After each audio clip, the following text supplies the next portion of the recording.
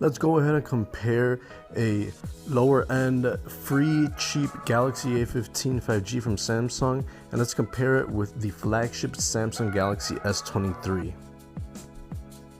So let's go over only the important things, the things that really matter in a smartphone. Those are the things I'm going to focus on. So the first thing we see is that the Galaxy A15 5G, it weighs a little bit more than the S23, but it feels very substantial in the hand. The material feels really good, so there's no difference there. But if you like lightweight, the S23 wins. Next thing, the Galaxy A15 has a very nice Super AMOLED 90Hz display, which is just a tad bit lower than the Dynamic AMOLED display, which is 120 Hz on the S23, but one is free and the other one is $800. So 90 Hz, it sits in a really nice spot. 90 Hz is not that much different from the 120 Hz. Next up, let's compare the size. The A15 5G wins with a really nice big 6.5 inch display, while the S23 is more compact at 6.1 inches. But if you ask me, you're getting more bang for your buck. In this case, free versus $800.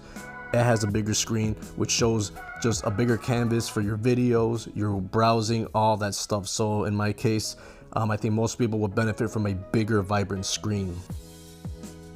Both of these devices have the exact same resolution, so you're getting around 400 ppi, which means that the resolution is crisp on both of these devices, the cheap A15 and the expensive S23.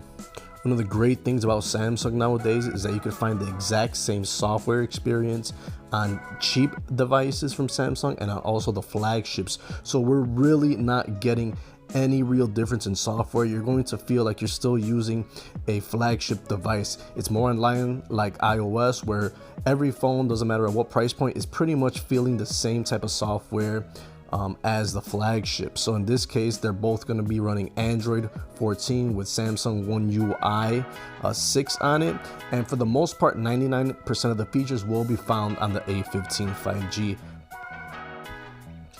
Next thing that's very important is going to be storage, and both of these devices come in at 128 gigs of storage, of internal storage, and that's great because the free phone is the same thing storage wise as the flagship, and that is across the board of all flagships. The base storage is at 128 gigs, and it doesn't matter what how much you pay for the phone. That's pretty much the standard now, and it even goes on iPhones as well, 128 gigs, and you find that in the cheap and free Galaxy A15 when you get it on prepaid.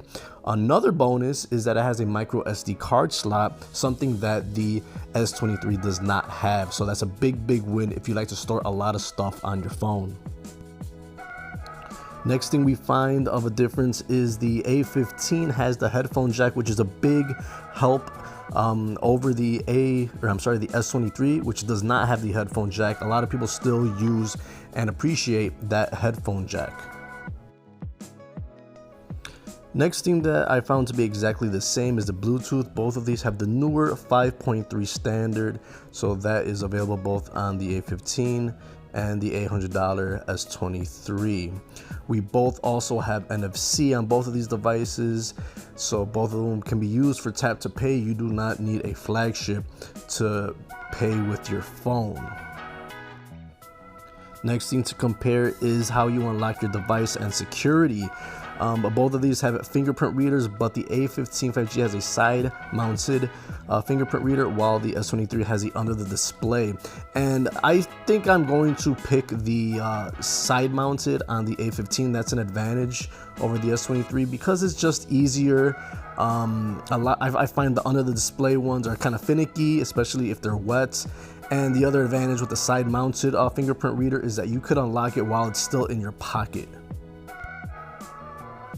One huge obvious advantage is the battery in the Galaxy A15 5G. 5,000 milliamp battery, that's the standard, especially on the cheaper mid-range phones, which is a huge advantage over the 3,900 milliamp battery on the S23. So I have no idea why a low-cost mid-range phone, which is free on prepaid, can get such a huge battery that lasts, pretty much forever, 1 to 2 days.